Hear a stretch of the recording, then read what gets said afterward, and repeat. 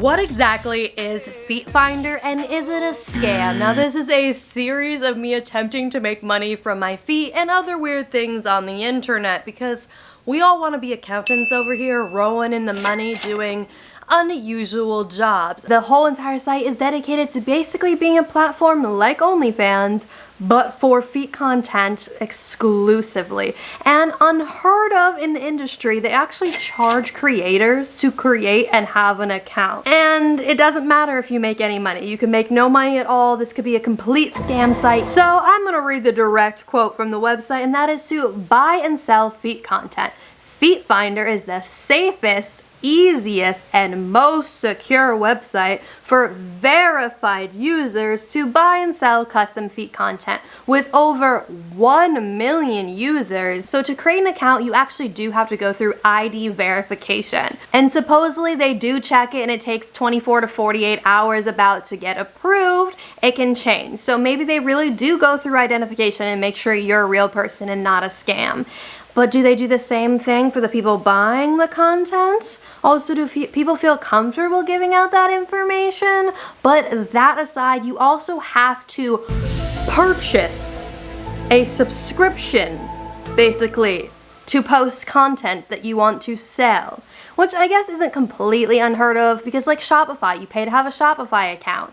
But Shopify is not the same thing as OnlyFans, and OnlyFans does not charge a fee, and this seems to be a pretty similar site concept to OnlyFans, but they charge $4.99 a month or $14.99 a year. Now, when I try this out for you guys, I'm just gonna do a month and we'll see how it goes. Maybe I'll commit to a year for you guys for later videos, we shall see. But for now, let's just do a month. And please, please, please hit the like and subscribe button down below. I do post a new video every single Wednesday. And if you actually want to get paid for things that people purchase, so let's say someone purchases something, you do have to go through additional steps where you verify your bank account information and your social security number. So they do want a lot of information from you. So before I go into actually trying the site and seeing what it looks like for myself personally, I want to say how it actually works. So what exactly are you selling? What does the platform allow you to do if they're going to be charging you this monthly fee? So there is basically 3 methods of making money on the site. You can have a monthly subscription where they can subscribe to see everything on your account. You can't pick and choose, so I was really hoping they'll give that option where some stuff is only for monthly subscribers, some stuff is only for pay to view. You can do both on the site, but it's basically all or nothing.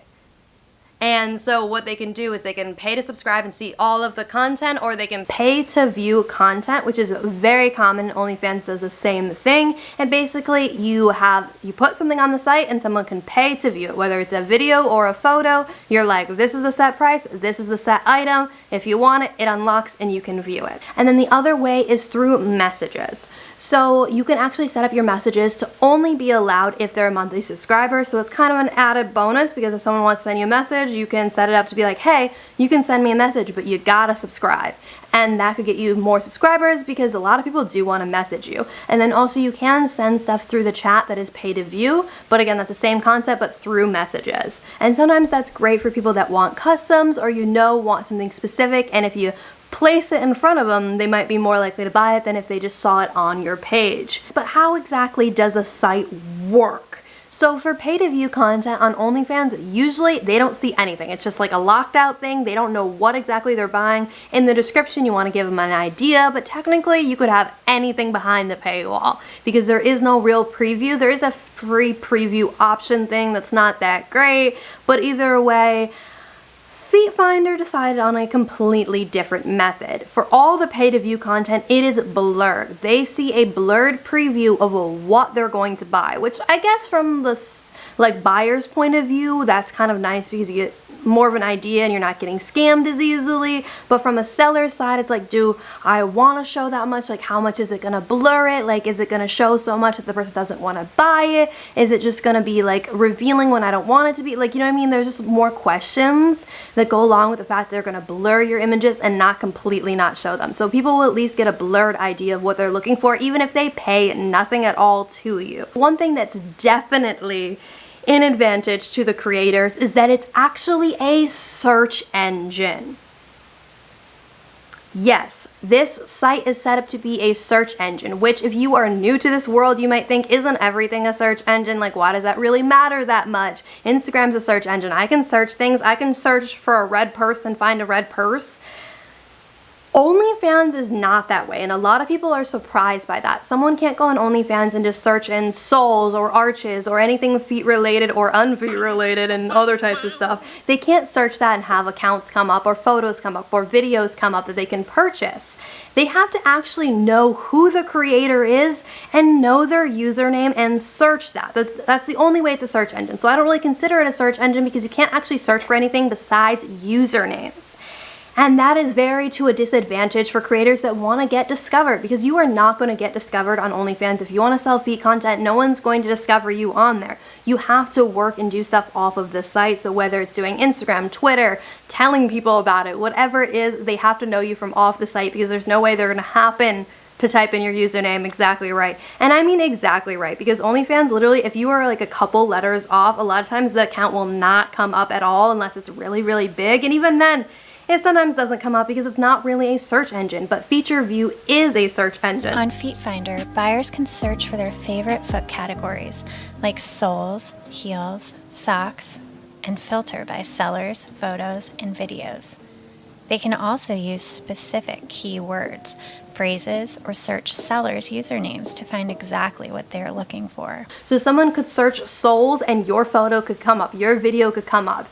But the one thing to keep in mind is, depending on how saturated it is, keep in mind when you search on Instagram, what are the chances that your post is going to come up instead of the, thousands of other people's posts to come up. So it's not as likely, but there's still a chance of being discovered. So it is time to sign up for said account and see what it's like and what it looks like. So I'm literally gonna open my browser for you guys now. Let's see if I can start recording. But let's go to feetfinder.com.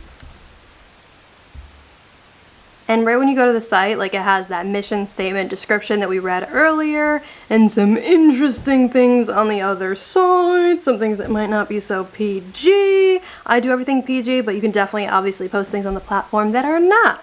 So let's go to the sign up section, and where you want to be selling feet pictures.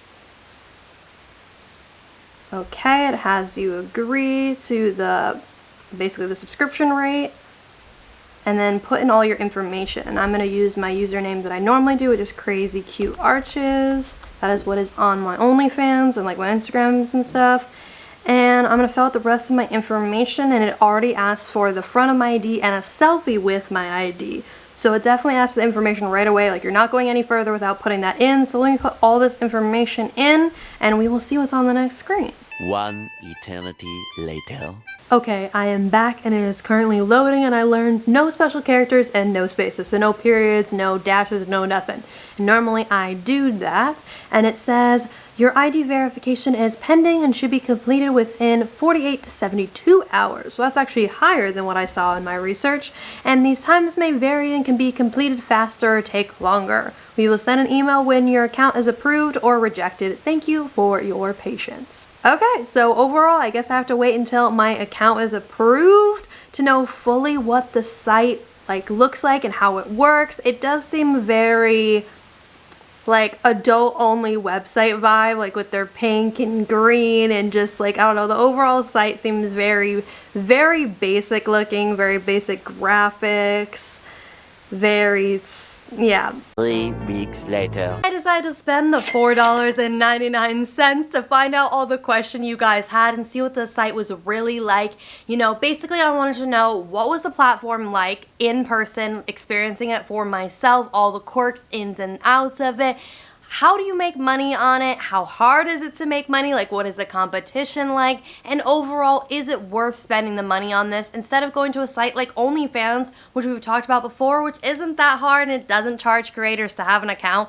So the moment I got that email saying that I was ID verified, I started playing around. And I really had a wonder in what the privacy element was going to be like, because I knew it was going to be a search engine, which OnlyFans is not a search engine. So the one thing about FeetFinder is they do have a sellers section on their website, where you don't even have to make an account to view all of the sellers on the website and search what sellers are there and not there. That part I don't really like. Like, I wouldn't mind it as much as if, you know, you had to have an account first. Like, you at least had to put your information in and verify who you are before you're on there just searching people up. Because I don't like the idea that someone could be not interested in feet at all and just decide to go ahead and expose all these people that have sellers accounts, because they can. They don't even need to make an account.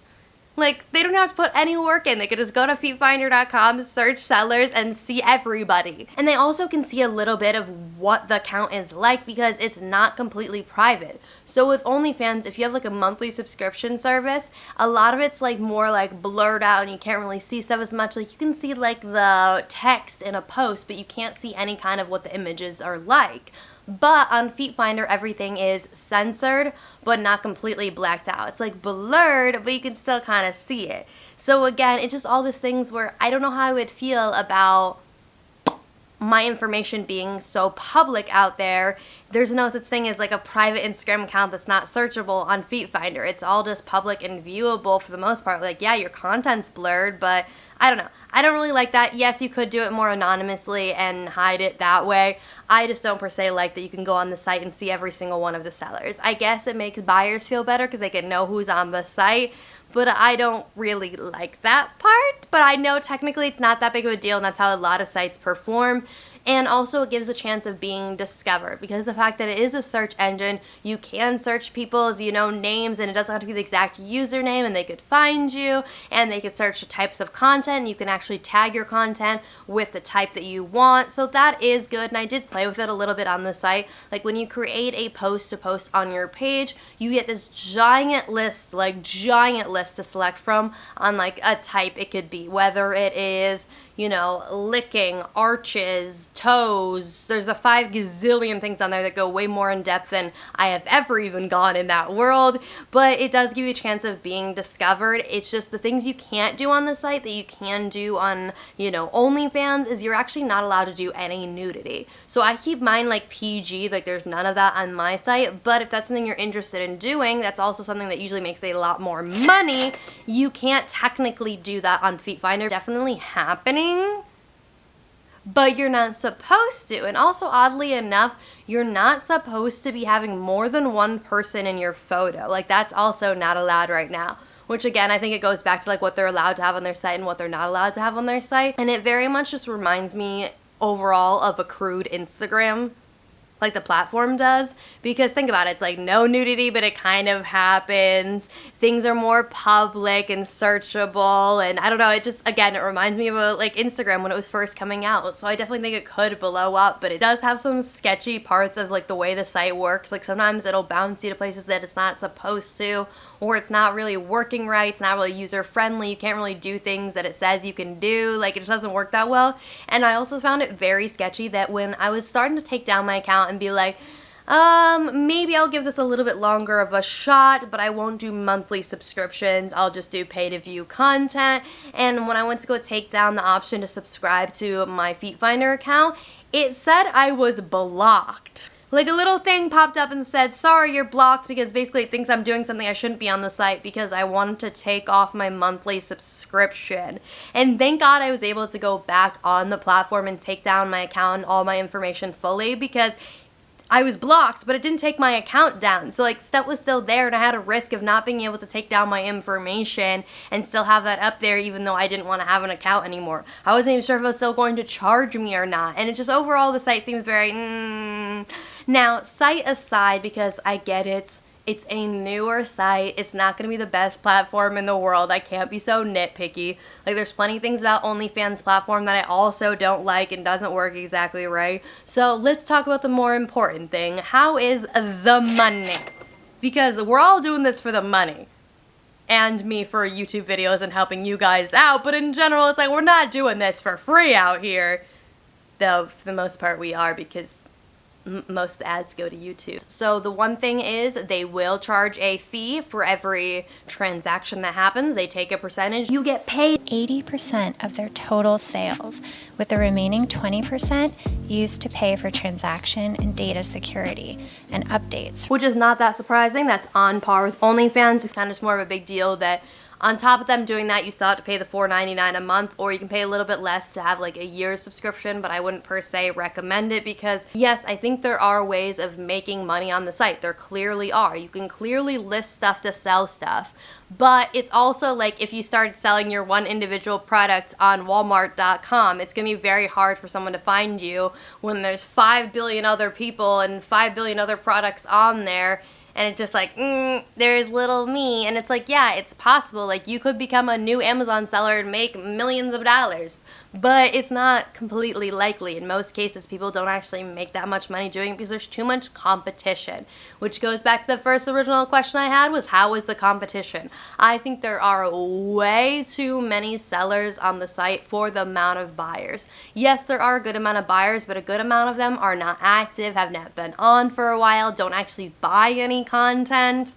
And I also think they're proof in the pudding. Is that the saying? I don't remember how that saying goes. But either way, I think that them deciding to charge creators is proof that there is not enough transactions happening on the site. They say they charge creators or charge people that want to like sell content on there to make sure they're serious.